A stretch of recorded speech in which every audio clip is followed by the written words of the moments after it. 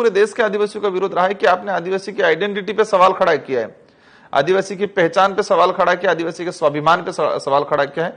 और ये एहसास कराएगा उनको राजस्थान के अंदर। हम लोगों ने सबने ठान लिया है कि हम हमारा डीएनए भेजेंगे उनके वहां और वो टेस्ट कराएं। यही जनता है, लोकतंत्र और संविधान की ताकत है।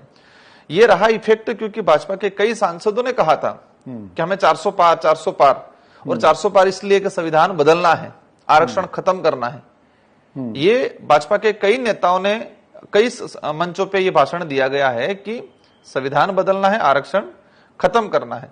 और इस बात को देश के रिजर्व कैटेगरी के लोग, भले वो आदिवासी हो, एससी हो, माइनॉरिटी ओबीसी हो, इन सब ने पकड़ा और उनको लगा कि इनको संविधान की ताकत का एहसास कराना है। इसलिए इस बार ये परिणाम रहा और अवश्य पूरे देश में ये इन इशू पे अवश्य लोगों ने शानदार जवाब दिया। पक्ष न विपक्ष में निष्पक्ष रहूंगा।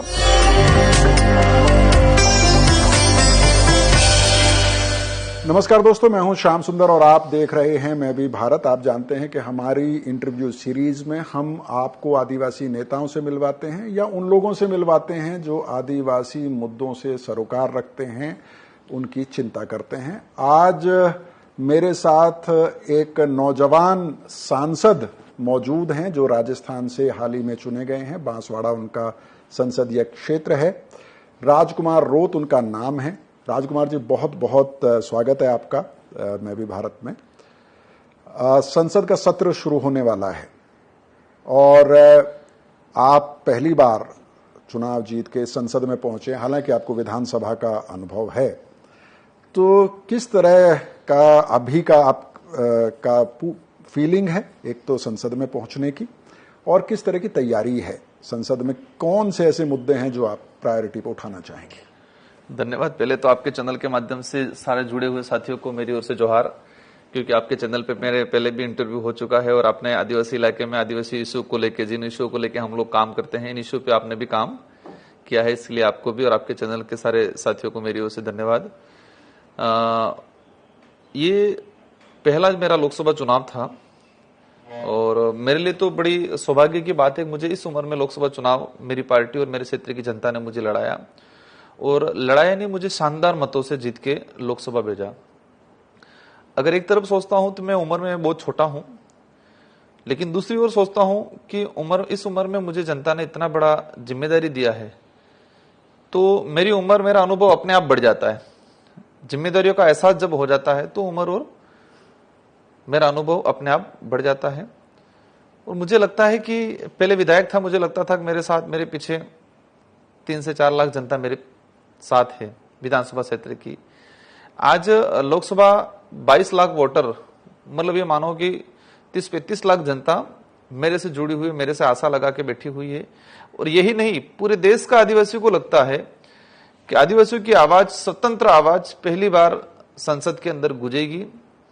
और आदिवासी जिन जिन इशू को लेकर देश में आज जूझ रहा है, परेशानियों का सामना करना पड़ रहा है, तानाशाही हो, पुलिस की तानाशाही हो, उद्योगपति की तानाशाही हो, विस्थापन हो, तो पूरे देश का आदिवासी एक आशा लगा के बैठा हुआ है कि राजकुमार रोत हमारी समस्याओं को सदन में रखेगा और हमारी समस्याओं का समाधान कराएगा।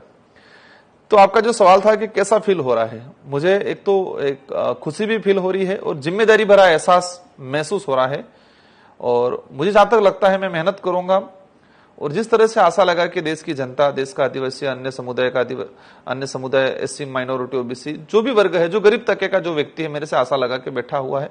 और इसके अलावा हमारे देश की जो संवैधानिक जो प्रावधान है, देश हमारा है तो देश की अर्थव्यवस्था हो, देश की अच्छी नीतियां हो, उनको लेके मेरा शानदार प्रदर्शन रहेगा और मैं बखूबी मेरी जनता की भावना के अनुरूप काम करूंगा। जी, विधानसभा में आप काफी वोकल, मुखर विधायक के तौर पर आपने अपनी पहचान बनाई राजस्थान में, लेकिन जब संसद की बात करते हैं तो आपकी पार्टी से आप इकलौते विधायक हैं भारत आदिवासी पार्टी से, और संसद में समय का बंटवारा होता है आपकी स्ट्रेंथ के हिसाब से।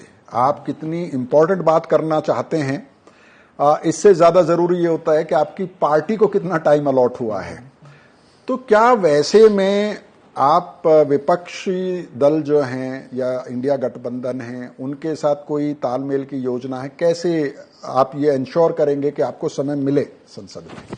देखो, मैं जिस मूवमेंट से आया हूं, उस मूवमेंट में इस क्षेत्र के अंदर पहले कांग्रेस का भी राज रहा है, बीजेपी का भी राज रहा है, और जिन संवैधानिक मुद्दों, ऐतिहासिक पृष्ठभूमि और वर्तमान जो ज्वलंत मुद्दे हैं, इन मुद्दों को लेकर मैं काम कर रहा हूं, तो वहां की जनता में दोनों पार्टियों को लेकर निराशा है।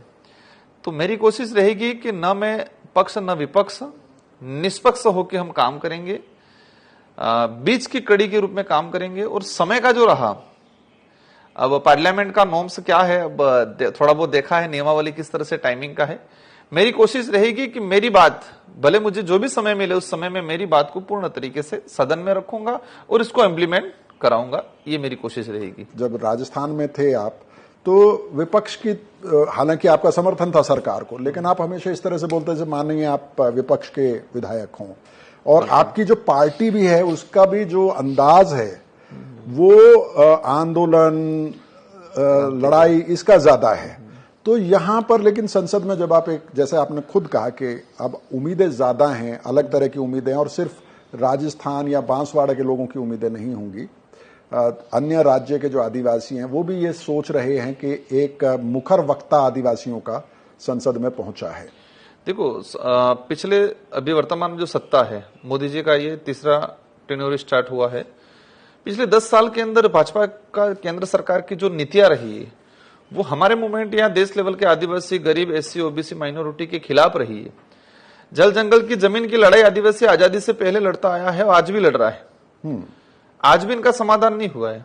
आज भी कई जगह ऐसा इलाका है कि आदिवासियों के मकान का पट्टा नहीं मिला है, जो खेती कर रहा है बरसों से, उनको आज भी मालिकाना हक नहीं मिला है और उनको विकास के नाम से विस्थापित किया जाता है। तो इन मुद्दों को लेके हम लोग काम कर रहे हैं। तो भाजपा का जो नीतियां रही है, तो कहीं न कहीं विकास के नाम से आदिवासियों को विस्थापित करने की नीति रही है। तो मेरी जो सदन के अंदर भूमिका रहेगी, मैं ऐसे मैंने पहले ही कहा है कि ना मैं पक्ष न विपक्ष, मैं निष्पक्ष रहूंगा। मैं देश के अंदर हर उस नीति का विरोध करूंगा जो नीति आदिवासी, एससी, माइनॉरिटी, ओबीसी, गरीब के अहित में है। उस हर नियम कानून का, हर योजना का मैं विरोध करूंगा। मेरी कोशिश रहेगी कि मैं मेरे इलाके के लोगों के लिए अच्छे कानून इंप्लीमेंट कराएं। तो मोटा मोटा देखा जाए तो एज ए विपक्ष के रूप में ज्यादा भूमिका रहेगी हमारी। जी राजकुमार जी, अगर जो लोकसभा चुनाव अभी संपन्न हुआ है उसकी बात करें, आपकी जीत की बात करें, तो एक मुद्दा लगातार लोकसभा चुनाव में खासतौर पर आदिवासी इलाकों में या ओबीसी, दलित, माइनॉरिटी के इलाकों में, या उस मतदाता के लिए शायद महत्वपूर्ण था, वो तो संविधान की रक्षा, आरक्षण की रक्षा। क्या आप मानते हैं कि सचमुच में ये दो मुद्दे, संविधान की रक्षा और आरक्षण और अनुसूची 5 की रक्षा, संवैधानिक अधिकारों की रक्षा, ये बड़ा मुद्दा था और इस बार के चुनाव परिणाम में उसका निर्णायक असर रहा है? बिल्कुल ये चीज रहा है।